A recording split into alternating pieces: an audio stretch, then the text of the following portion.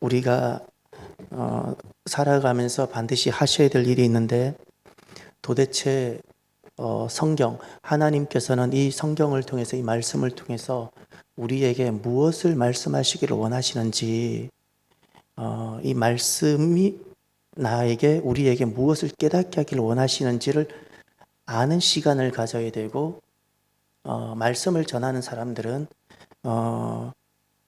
이 하나님 말씀이 도대체 무엇을 우리에게 전하고자 하는지 그 과정에 충분히 있어야 되고 넘쳐야 되고, 그리고 우리들은 도대체 이 하나님 말씀이 무엇을 말씀하시고자 하시는지 말씀으로 돌아가서 이 말씀을 알고자 하는 시간들이 꼭 있어야 됩니다. 우리가 이 말씀이 도대체 무엇을 이야기하고 하나님은 우리에게 무엇을 깨닫게 하시고자 하시는지 이것을 알아가는 은혜가 있기를 바랍니다.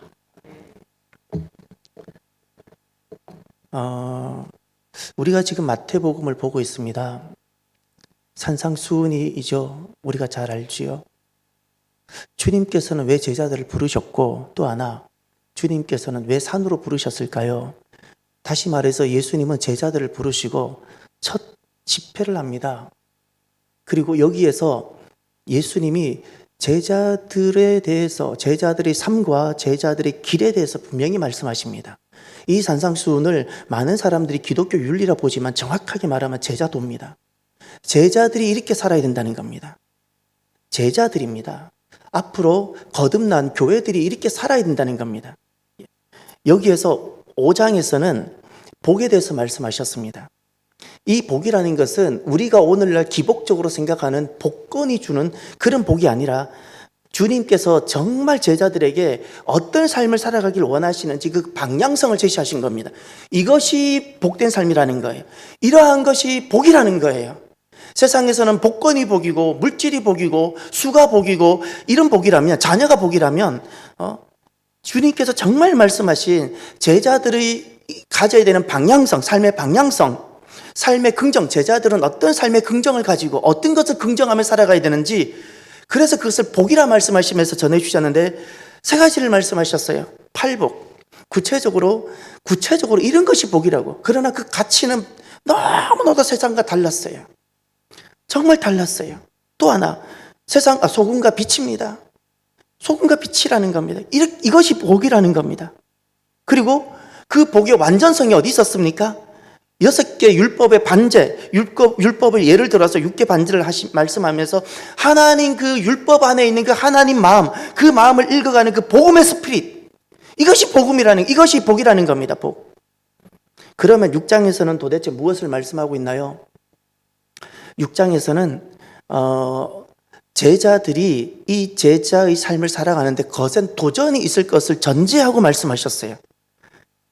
제자들 또한 인생이기 때문에 어떤 도전이 있는가? 첫 번째, 사람에게 보이고 싶은 이 외식에 대한, 사람에게 보이고 싶은, 사람하고 승부하고 싶은 이 외식에 대한, 은밀함 중에 보시는 하나님은 제외해놓고 사람에게 보이고 싶고 사람에게 인정받고 싶은, 사람하고 승부하고 싶은 이 도전이 있을 거라는 겁니다. 이것을 외식이라 부르셨어요. 두 번째, 어떤 도전이 있고 이것을 반드시 고비를 넘어가야 되는데, 그것이 재물과 염려의 부분입니다. 재물에 대한 도전, 염려에 대한 도전들, 반드시 내가 숨이 꼴깍꼴깍 넘어갈 것 같을지라도 그 마지막 고비에서 결국 그걸 넘어가야 다음 단계로 넘어갈 수 있습니다. 다음 단계.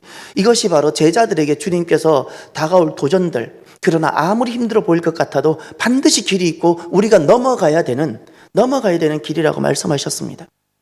그러면 7장입니다. 오늘은 7장은 도대체 무엇을 말씀하시고 있을까요? 7장을 알기 위해서는 다시 산상수훈 전체로 돌아오셔서 우리가 이런 질문을 해봅시다. 예수님께서는 지난날 제자들을 부르셔서 왜 산상 집회를 하셨을까요? 반드시 예수님의 의도와 목적이 있다는 사실을 아셔야 됩니다. 예수님께서는 왜 제자들을 불러서 산상 집회를 하셨나? 예수님의 목적은 무엇이었을까? 우리는 그 예수님의 목적을 구약과 신약을 통해서 알 수 있습니다. 예수님 그 제자들을 불러서 산상 집회를 하셨던 예수님의 목적, 구약에서 이것을 찾으셔야 됩니다. 구약 창세기 12장을 가십시오. 창세기 12장.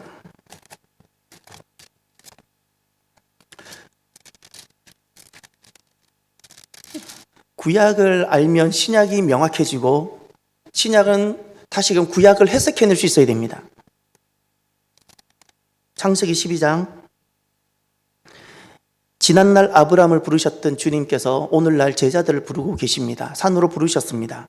아브라함을 부르셨던 그 하나님 그 말씀 속에서 지금 오늘날 제자들을 산으로 부르신 그 주님의 마음을 읽을 수 있습니다. 2절에 보면 이런 단어가 나옵니다. 복이란 단어가 나옵니다. 복이란 단어가 나옵니다. 그런데 왜 아브라함을 복을 주었고 복이라고 그렇게 너는 복이 될 것이라 말씀하셨을까요? 중요한 것은 3절입니다. 요 자리입니다.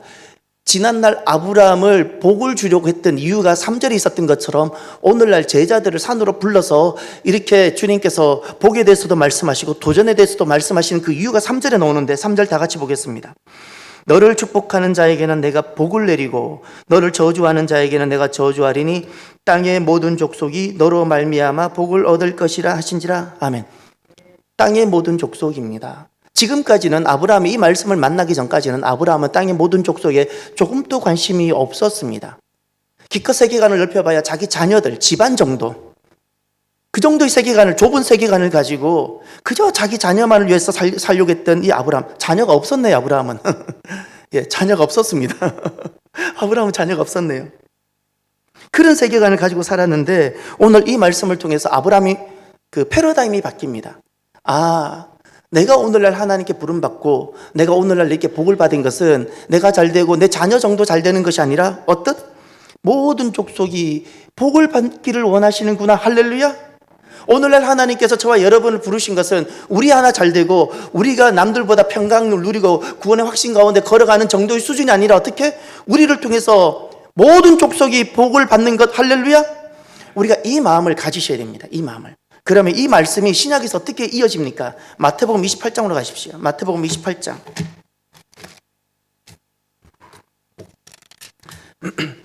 모든 족속에게 복이 된다는 것이 도대체 무엇일까요? 모든 마을 다니면서 복주머니라도 하나 걸어주면 되는 것일까요? 마태복음 28장 19절. 그러므로 너희는 가서 모든 민족을 제자로 삼아 아버지와 아들과 성령의 이름으로 세례를 베풀고 내가 너희에게 분부한 모든 것을 가르쳐 지키게 하라. 볼지어다 내가 세상 끝날까지 너희와 항상 함께 있으리라 하시니라. 아멘. 창세기 12장은 하나님께서 아브라함에 오셔서 첫 번째 아브라함을 부르시는 말씀이면 마태복음 28장은 예수님께서 승천하시면서 마지막으로 남겨진 제자들과 사도들에게 주님께서 분부하시고 위임하신 말씀입니다. 위임하신 말씀이에요. 여기 두 말씀은 창세기 12장과 마태복음 28장은 같은 한 말씀이 흘러가고 있는 겁니다. 창세기 12장 아브라함에게 모든 민족이 복이 되라고 말씀하셨던 그 복이 마태복음 19장 28장 19절 20절에 구체적으로 나타나는데 그것이 무엇입니까? 모든 민족으로 가서 제자를 삼으라는 겁니다. 제자 삼으라. 제자 삼으라. 복음을 전하라는 겁니다. 할렐루야. 이 일을 위해서 지금 예수님께서는 제자들을 불러 산상 집회를 하고 계십니다. 산상 집회.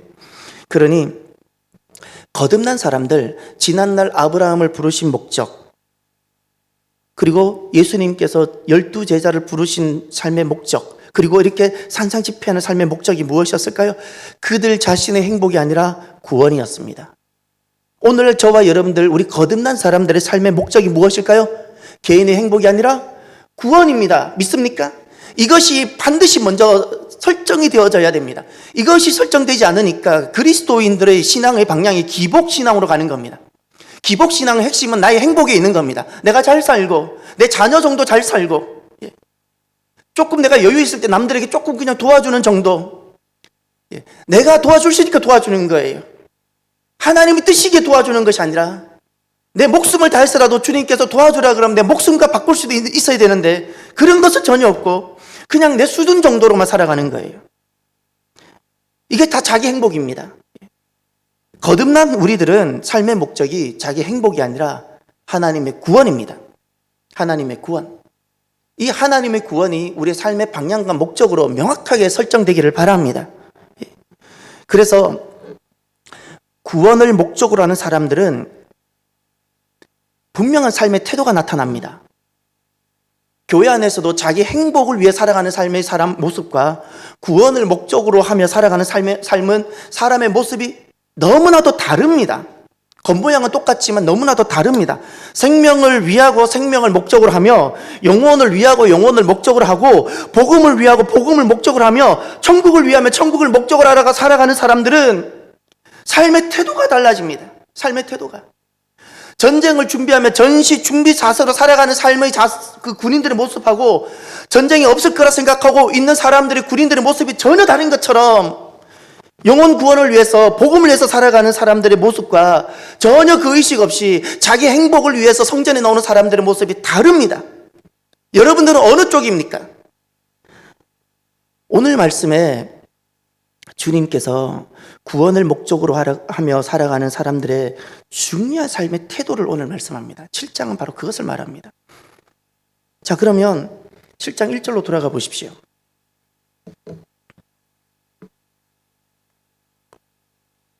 성경을 절대 윤리의 관점으로 보지 마십시오.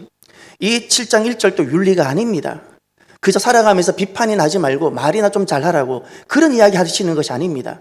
왜 주님께서 여기서 비판이라는 단어를 쓰시는지를 이제 아셔야 됩니다.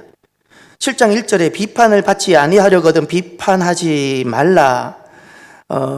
여기 비판이라는 단어가 나옵니다. 왜 주님께서는 구원을 목적으로 하며 살아가는 사람은 비판해서는 안 되는지, 먼저 비판이란 단어, 이 헬라어로 크리마라 부릅니다. 크리마. 왜 주님은 크리마 하지 말라고 하셨는지를 아셔야 됩니다. 크리마. 크리마라는 것은 재판하다, 판단하다, 지배하다라는 뜻이고, 이것은 우리가 단순히 단어적으로 이렇게 판단한다는 개념이 아니라 여기엔 더 큰 의미가 있는데, 그의 죄를 드러내어 그를 정죄하다는 뜻입니다. 이 크리마라는 것은 그의 죄를 드러내고 그를 정죄하는 겁니다. 이것을 신학적으로 이 크리마를 어떻게 말을 하는 거니? 오늘 본문에서는 크리마를 우리가 번역을 재판이라 그랬지만, 비판이라 그랬지만, 신학적으로 이것을 심판이라 부릅니다. 심판이라. 심판은 누구의 몫이죠? 하나님의 몫이에요. 하나님의 몫입니다. 다윗은 사울 왕과의 관계에서 20년 동안 도망을 다니면서도 마지막까지 서지 않았던 한 자리가 있습니다. 하나님의 자리입니다. 그 자리가 어떤 자리예요? 본인이 사울 왕의 잘못을 치리하고 정죄하는 바로 그 부분이었어요. 끝까지 다윗은 그 자리에 서지 않았습니다. 왜죠? 그건 하나님의 몫이기 때문에. 하나님의 몫이기 때문에. 세상은 다 크리마로 살아갑니다. 돌아보니까 다 옳고 그름으로, 다 그냥 저 사람의 죄를 드러내고 정죄하고. 그러니 생명은 낳지 못하고 그저 죄인만 낳을 뿐입니다. 이런 세상에서는 죄인만 양성되지 구원으로 거듭난 생명은 태어나지 않습니다. 2절에 가면 그러면 왜 이렇게 크리마 하면 도리어 크리마를 받게 되는지 이유가 나옵니다. 자, 2절을 한번 보십시오. 너희가 비판하는 그 비판으로 너희가 비판을 받을 것이요 너희가 헤아리는 그 헤아림으로 너희가 헤아림을 받을 것이니라. 아멘. 갑자기 이런 마음이 이런 마음이 듭니다.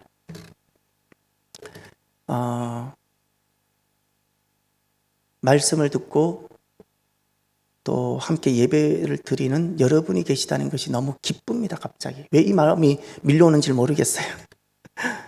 예. 여러분이 없다면 제가 얼마나 고독하겠습니까? 저는 아무도 없는 예배를 드려본 적이 있습니다. 아무도 없는 새벽 예배. 예. 저는 여러분이 지금 계셔서 너무나도 기쁩니다. 제가 받은 말씀을 여러분에게 전할 수 있어서 기쁘고 감사합니다. 많이 여러분을 축복하고 주의 이름으로 사랑합니다. 2절을 보시면 왜 우리가 비판을 해서는 안 되는지 그 이유가 여기 나옵니다. 비판하는 그 비판으로 너희가 비판을 받는다 말씀하셨어요. 내가 크리마를 해요? 그러면 그도 나를 크리마한다는 겁니다. 여기 핵심이 있습니다. 왜 주님께서는 제자들을 불러서 이제 잠시 후면 온 세상에 파송할 텐데 어디를 가든지 크리마를 하지 말라는 거예요. 왜 크리마를 하지 말라고 교회와 제자들에게 거듭거듭 당부를 하셨을까요? 오늘날 말하면 왜 우리 재직들과 주의 종들에게 거듭거듭 크리마를 하지 말라고 부탁하셨을까요? 그 덮어두라는 뜻일까요? 아니요. 모두가 죄인이기 때문에 내가 남을 크리마하는 순간 나도 죄인이기 때문에 그도 나를 크리마하게 된다는 사실입니다. 아주 중요합니다. 모두가 죄인이에요. 모두가 죄인이에요. 우리 가운데 죄가 없는 사람이 있다면 주님처럼 완전히 의인이 있으면 그는 크리마해도 됩니다. 그러나 내가 단 하나라도 죄가 있고 내가 죄인이라면 내가 만약에 누군가를 크리마한다면 그도 나를 크리마를 할 겁니다. 그러면 크리마 관계 속에서 벗어날 수가 없습니다. 이런 관계 속에서는 구원은 불가능합니다. 3절 4절에 가면 그러면 이렇게 크리마하는 문제의 핵심이 무엇인지 한번 보시길 바랍니다. 3절 4절을 보십시오. 어찌하여 형제의 눈 속에 있는 티는 보고 내 눈 속에 있는 들보는 깨닫지 못하느냐. 보라, 내 눈 속에 들보가 있는데 어찌하여 형제에게 말하기를 나로 내 눈 속에 있는 티를 빼게 하라 하겠느냐. 아멘. 주일학교 때 많이 이렇게 재미있는 이야기처럼 많이 들었던 말씀 중에 하나입니다. 형제의 눈 속에 있는 티를 보고 자기 눈 속에 있는 들보는 깨닫지 못한다. 지금 이 비판, 크리마의 문제의 핵심은 주님께서 핵심을 무엇이라고 말씀하고 있습니까? 왜 주님께서는 제자들에게 크리마를 하지 말라고 말씀하셨을까요? 이 크리마를 하지 말라는 크리마의 문제의 핵심은 바로 자기가 자기 죄를 보지 못한다는 뜻입니다. 내가 나를 보지 못하는 겁니다. 내 모습이 들보든 내 모습이 석가래든 내 모습이 티든 중요한 것은 내가 나를 보질 못해요. 날마다 거울 앞에 나를 세우는데 내가 안 보여요. 남은 시퍼렇게 잘 보이고 내가 안 보이는 겁니다. 그것이 문제라는 겁니다. 내 죄가 안 보이는 겁니다. 내 죄를 보면 그 사람은 복된데 자기 죄가 보이지 않는 겁니다. 자기가 죄인인데 그러니 오만 가지 이 두 눈을 가지고 남들만 보고 돌아다니는 겁니다. 남들만. 이것이 크리마의 핵심입니다. 문제의 핵심입니다. 그러면 예수님께서는 이렇게 크리마를 하는 성도들을 무엇이라 말씀하시는지 이제 여기에서는 두렵고 떨림으로 들으셔야 됩니다. 우리가 이 교회 안에서 크리마하는 것이 너무나도 보편적이기 때문에 우린 지금까지 이 문제를 중요하게 다루질 않았는데 예수님은 이 문제를 매우 중요하게 다루십니다. 왜냐하면 이 크리마가 있는 동안은 교회는 세워지지 않고 복음은 전해지지 않고 교회는 흔들려지고 교회의 담이 무너질 것이기 때문에 주님은 이 문제를 매우 심각하게 다루는데 이제 5절을 보십시오.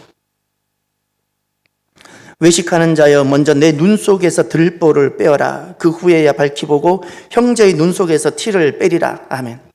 예수님께서는 크리마를 하는 사람이 제자일지라도 예수님께서는 크리마를 하는 사람이 목사일지라도 만약에 크리마를 한다면 그 사람은 무엇이라 부르죠? 그를 외식하는 사람이라는 겁니다. 그가 누구든지 관계가 없습니다. 우리는 지금 6장에서 외식에 대해서 이미 6장 전체가 외식에 대한 말씀이기 때문에 우리는 이미 외식에 대한 말씀을 잘 듣고 왔습니다. 사람에게 보이려는 것이 외식입니다.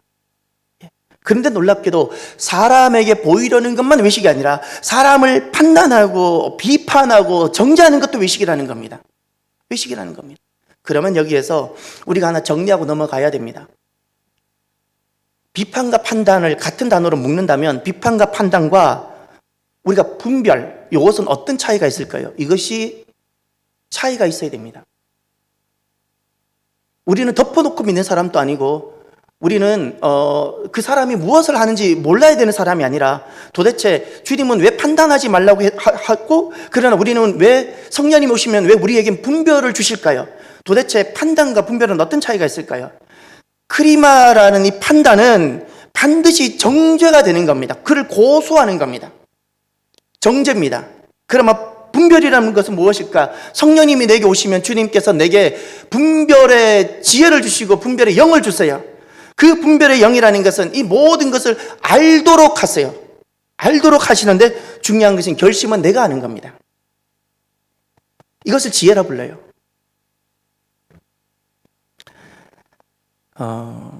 외식은 우리가 흔히 너무나도 쉽게 지을 수 있는 부분인데 그러나 이 외식이 가짜라는 사실을 잊지 맙시다. 가짜입니다. 남에게 보이려고 하고 남을 판단하고 한다면 무엇이 가짜가 되는 거 아니? 내 믿음이 가짜입니다. 내 믿음이 가짜입니다. 그래서 우리가 두렵고 떨림으로 사람에게 보이려고 하는 것, 사람을 판단하려고 하는 것을 우리가 날마다 이 부분을 다룰 수 있어야 됩니다. 다루고. 특별히 사람을 판단하는 이 문제는 언어의 문제입니다. 내 마음으로도 판단하겠지만 특히 언어의 문제. 그래서 그리스도인들은 재직일수록, 교역자일수록 그 말이 달라야 되고, 사람에게 나를 보이려고 쉽게 말을 해서는 그 부분은 반드시 하나님께서 다루시게 됩니다. 이 혈에 재갈을 물려야 됩니다. 혀의 재갈을. 6절에 가면 주님께서 낯설은 비유를 하나 합니다. 개와 돼지에 대한 비유를 합니다. 먼저 6절을 같이 한번 보고 이 말씀을 다시 한번 보십시오. 거룩한 것을 개에게 주지 말며 너희 진주를 돼지 앞에 던지지 말라. 그들이 그것을 발로 밟고 돌이켜 너희를 찢어 상하게 할까 염려하라. 이 비유를 개와 돼지 비유라 그럽니다. 개와 돼지 비유. 그러면 왜 예수님께서는 갑자기 비판에 대한 크리마를 말씀하시다가 개와 돼지에 대한 비유 말씀을 하셨을까? 비유 말씀을. 지금 예수님은 이 비판하는 사람을, 크림하는 사람을 외식하는 사람이라 말씀하셨어요. 그런데 사람들은 우리가 오늘날 많이 말씀을 다룰 때 이 6절을 잘 안 다루어요. 6절을 다루질 않아요. 이 6절은 분명히 1절부터 7장 1절부터 이어져 온 과정 가운데는 주님께서 친히 드셨던 비유입니다. 이 6절은 도대체 어떤 문맥 상황 속에 있습니까?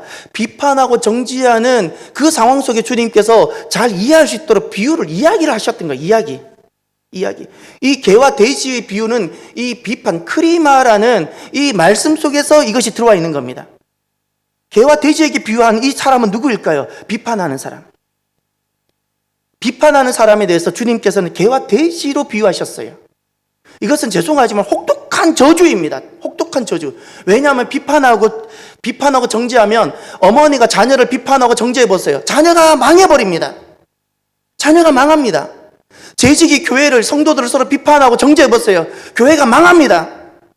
그러니 예수님은 당연히 저주해야죠. 주님의 몸인데 제자들이 서로 그냥 주님의 몸을 물고 뜯고 무너뜨리고 하고 있으니까 주님은 당연히 심판의 칼을 드셔야죠. 주님은 얼마든지 저주하실 수 있습니다. 주인이시니까. 이것은 매우 혹독한 책망입니다. 매우. 진주의 가치를 알지 못한 채 거기 보면 거룩한 것, 진주라는 단어가 나오죠. 제자의 가치를 알지 못하고 말씀의 가치를 알지 못하고 복을 줘야 되는 이 가치를 알지 못한 채 개와 돼지처럼 살아간다는 거예요.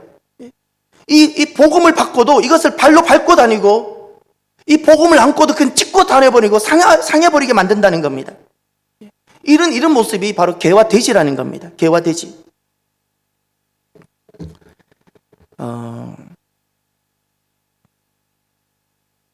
저와 여러분들이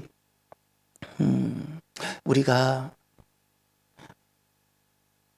살아가면서 우리 입이 좀 더 많이 무거웠으면 좋겠습니다. 오늘날 내 모습을 많은 사람들에게 설명하려고 하지 마시고요. 내 모습은 하나님 한 분만 아시면 됩니다. 그렇지 않습니까? 왜 이것이 중요한 거니? 수많은 사람이 나를 이해하고 공감할지라도 하나님이 나를 몰라주고 아니다면 끝입니다. 그래서 그리스도인의 삶은 어떤 삶이 고독하게 되어져야 되는 거 아니? 하나님이 나를 아시냐 요 문제입니다. 하나님이 나를 진짜 인정하시냐 요 문제입니다. 이 문제를 두렵고 떨림으로 사셔야 됩니다. 안 그러면 사람에게 내 마음을 얻으려고 하다 보면 그게 다 외식입니다. 왜 사람에게 승부를 거십니까? 다 외식이 됩니다. 외식. 주님께서 그 개와 돼지라고 혹독하게 비유하셨던 이 비유를 우리가 기억하십시다. 이 비유는 우리가 오늘날 교회 안에 흔하게 발생하는 것에 대한 비유입니다. 여기가 성전이어야 되지 돼지우리가 되면 안 되지 않겠습니까? 성전이어야지. 그런데 주님께서는 그 다음 말씀 한번 보십시오. 그 다음 말씀을 우리가 흔히 기도에 대한 말씀으로만 많이 대합니다. 거기 보면 7절부터 8절에 보면 우리가 너무나도 잘 아는 말씀, 구하라의 말씀입니다. 왜 주님께서는 지금 이 비판의 문제, 크리마의 문제를 다루시면서 기도에 대한 말씀을 하실까요? 기도에 대한 말씀 하실까요? 우리가 이 문제를 7장 1절 비판 크리마의 문제에서 제외하고 순전히 기도의 문제로만 다루고 있습니다. 이 7장 7절과 8절 자체가 기도에 대한 내용이 맞습니다. 그런데 이 문제가 12절로 가십시오. 12절, 7장 12절. 이 7절부터 시작된 이 문단이 12절로 끝나는데 이 문제를 풀어야 됩니다. 왜 기도에 대한 교훈을 하시면서 12절에 대접이라는 이야기를 하셨을까요? 이 문제를 풀어야 돼요. 왜 분명히 7절부터는 기도에 대한 교훈이 맞아요. 그런데 왜 갑자기 결론은 대접하라고 전혀 다른 내용이 나올까요? 이 12절은 1절로 이어지는 겁니다. 그러므로 무엇이든지 남에게 대접을 받고자 하는 대로 너희도 남을 대접하라. 너희도 남을 대접하라는 이 말씀이 그림하지 말라는 거예요. 좋은 것을 주라는 거예요. 좋은 것. 그래서 이 말씀이 무엇인가 하니 이 말씀이 단순히 기도 자체 교훈이 인 것이 아니라 기도를 통해서 주님께서 이 대접의 문제, 크리마의 문제를 다루고 계시는 겁니다. 그러면 다시 올라가셔서 7절, 8절을 보십시오. 7절, 8절.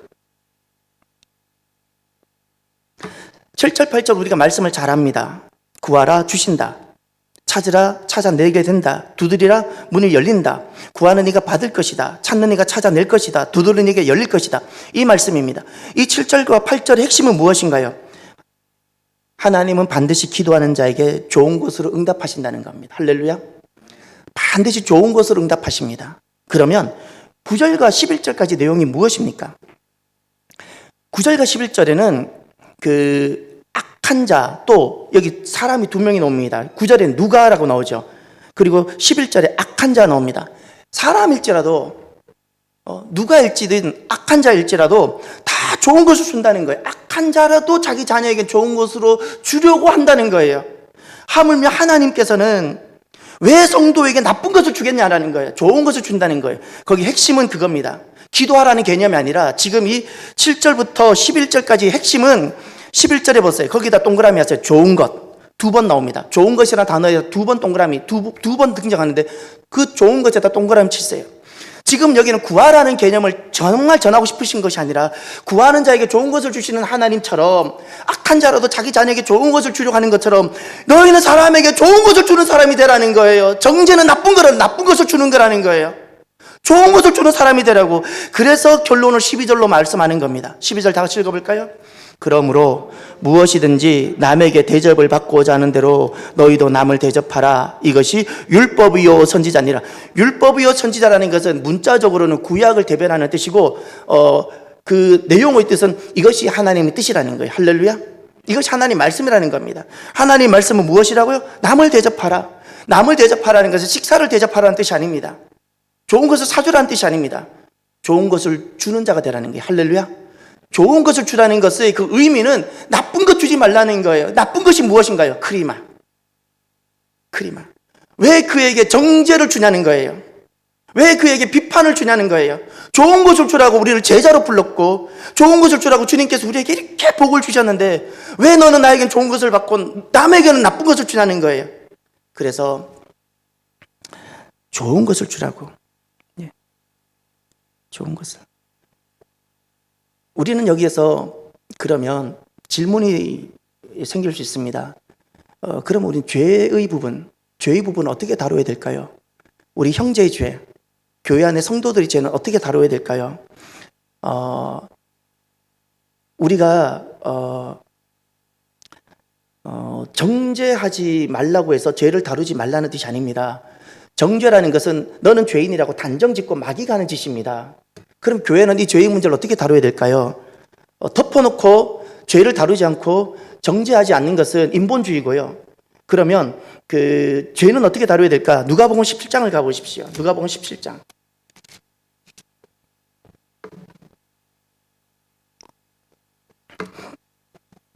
누가복음 17장 3절 4절. 너희는 스스로 조심하라. 만일 내 형제가 죄를 범하거든 경고하고 회개하거든 용서하라. 만일 하루에 7번이라도 내게 죄를 짓고 7번 내게 돌아와 내가 회개하노라 하거든 너는 용서하라 하시더라. 아멘. 여기 예수님께서 친히 제자들에게 하신 말씀입니다. 1절을 보세요. 예수께서 제자들에게 이르시되라는 말씀하시죠. 예. 예수님께서 제자들에게 하신 말씀입니다. 거기 이렇게 말씀하셨어요. 교회와 제자들, 오늘날 거듭난 사람들, 지난날 아브라함을 불러서 복을 주셨던 것처럼 거듭난 자들에게 복음을 주셨고 복을 주셨는데 이 복을 받은 이들에게 무엇을 말씀하셨는가? 내 형제가 죄를 범하거든 어떻게 하라고요? 경고하라. 정죄가 아니에요. 너는 죄인이다. 낙인을 찍지 말고 이런 것은 하나님 말씀에서 어긋났다라고 가르쳐 주라는 겁니다. 깨닫게 해주라는 거예요. 할렐루야. 그래서 회개하면 용서해 주라는 거예요. 회개라는 것은 그가 그 일로부터 돌이켜 나오는 겁니다. 용서라는 거예요. 7번이라도 용서하는 거예요. 또 하나 마태복음 18장을 가보십시오. 마태복음 18장. 마태복음 18장을 가셔서 15절.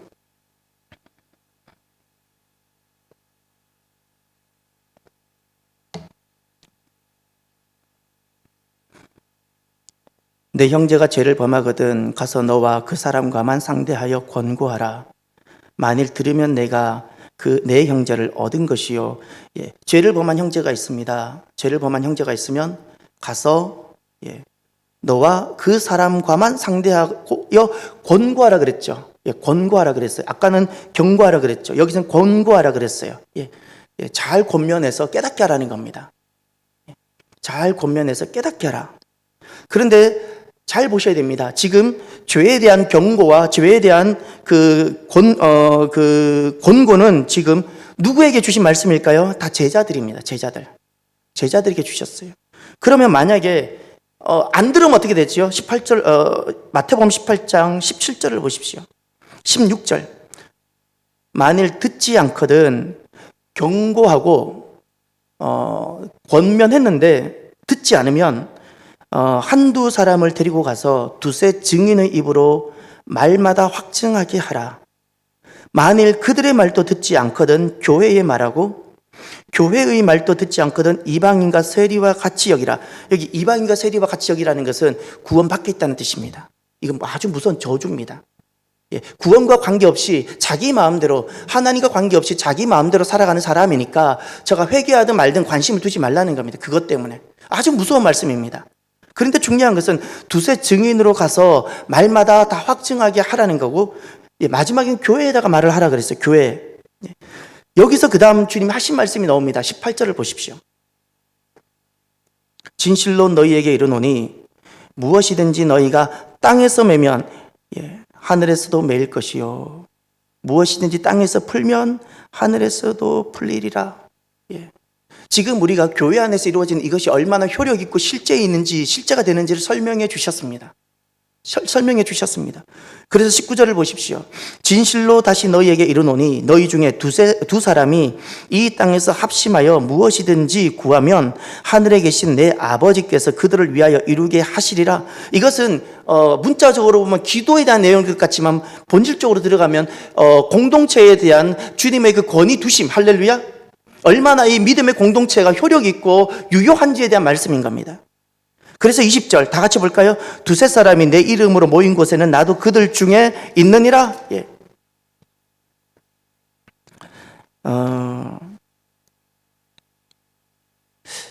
그 경고와 권고 또 이거 하고 비판하고 판단을 이렇게 나누면 좋을 것 같습니다. 경고를 한다든지 권면을 하는 것은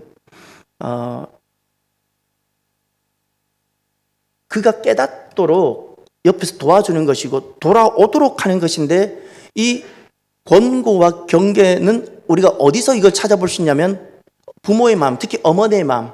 내 자녀가 이렇게 공부를 안 한다든지 내 자녀가 어긋나고 있을 때 부모가 회초리도 들 수 있고 어머니가 불러서 이렇게 꾸지람도 한다든지 깨닫게 하시잖아요. 그러나 그 마음은 무엇이죠?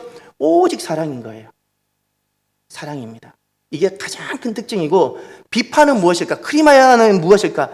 핵심이 그거예요. 사랑이 없어요. 사랑이 없습니다. 어머니가 회초리를 들었는데 사랑이 없어서 드나요? 사랑하기에 회초리를 드는 거예요. 사랑하기에 경고하는 거고 사랑하기에 권면하는 것인데, 크리마의 특징은 사랑이 생략됐습니다. 잘못만 드러냅니다. 책망만 하고, 그래서 이것을 정죄라 부르는 겁니다. 죄만 정하는 겁니다. 죄만. 사랑하는 성도 여러분, 우리가 오늘 말씀을 들으면서 우리가 하나 분명히 정리할 것이 있습니다. 하나님 말씀이 우리를 깨닫게 하는 바가 있습니다. 여러분, 우리가 이 땅에서 만나는 모든 관계는 구원 관계라는 사실입니다. 구원 관계예요. 성도와의 관계든 가정에서의 가족과의 관계든 이 모든 관계는 내가 거듭난 사람이라면 하나님은 나에게 복을 주셨고, 그러면 모든 사람에게 복이 되라고 나를 부르셨는데, 그렇다면 교회 안에서의 모든 만남이든 가정에서의 만남이든 세상과의 만남이든 이 모든 관계가 어떤 관계여야 될까요? 구원 관계. 할렐루야. 무엇이 실패일까요? 시험에서 떨어진 것이 실패도 아니고, 그것이 실패가 아니고, 사업에 실패한 것이 실패가 아니라, 그리스도인들이, 그가 거듭났다면 거듭난 그리스도인들이 구원을 이루어내지 못하는 것이 실패입니다. 교회 안에서든 가정에서든 구원을 이루어내지 못한다면 실패입니다. 그렇기 때문에 우리가 크리마를 해서는 안 되는 겁니다. 크리마를 하면 무엇이 이루어지지 않는 거니? 하나님께서 이 공동체를 통해서, 나를 통해서 이루실 구원이 멈춥니다. 이제 이것이 동의가 됩니까? 이것이 동의가 된다면 크리마를 해서는 안 됩니다. 정말 우리가 두려워해야 되는 것이 있습니다. 크리마라는 것은 나쁜 것을 주는 건데, 나쁜 것을 주는 이것은 외식인데 왜 이것을 내가 그토록 두려워해야 되는가? 주님께서 그토록 이것을 싫어한다는 사실을 기억하십시오. 이 크리마를 하게 되면 가족이든 자녀든 크리마를 하게 되면 다 무너져 버립니다. 교회 공동체도 크리마를 계속하면 무너집니다. 주님은 이건 너무너무 싫어하시기 때문에 비유는 개와 돼지에다 비유하셨고 외식에다 비유하셨고 그렇게 하셨습니다. 또 우리가 이것을 두려워해야 되는 이유가, 크리마를 하게 되면 내가 실패하게 됩니다. 내가 지금까지 믿음의 경주를 하면서 여기까지 왔는데 크리마를 하게 되면 내 믿음을 실패합니다. 내 믿음을. 크리마의 모습이 어디서 나타나는가? 저는 이렇게 부사어를 들어서 말하고 싶습니다. 크리마는 어디서 이 크리마가 있는가? 끼리끼리. 두 번째, 수군수군이 크리마입니다. 끼리끼리는 결국 가족을 이루지 못했다는 뜻입니다. 수군수군, 이것도 결국 크리마의 벽을 넘지 못했다는 뜻입니다. 사람은 수군수군했을 때 못 알아들지 몰라도 하나님은 다 보고 듣고 계신다는 사실을 기억하십시다. 저와 여러분들이 좋은 것을 주는 자가 되기를 바랍니다. 우리는 좋은 것, 복을 주라고 부름받았지 크리마를 주라고 부름받은 사람들이 아닙니다. 오늘 저와 여러분들이 우리의 모든 관계가 구원 관계라는 이 구원 관계로 부름받았다는 사실을 기억하고 우리의 모습을 재설정하고 좋은 것을 주는 정말 제자로 부름받은 저와 여러분의 자리를 간직하고 지켜가는 저와 여러분이 되기를 바랍니다. 기도합시다. 오늘 나에게 주시는 말씀을 가슴에 새기고 항상 말씀이 기준이 되도록 하십시오. 정말 말씀만이 기준이 되도록 하십시오. 우리가 실수도 있고 실패도 있지만 다시 말씀 앞으로 돌아오면 우리는 모든 것이 희망이 있습니다. 딱 말씀을 가슴에 새기고 하나님 앞에 응답하고 결단합시다. 이것만이 우리의 소망입니다. 기도합니다.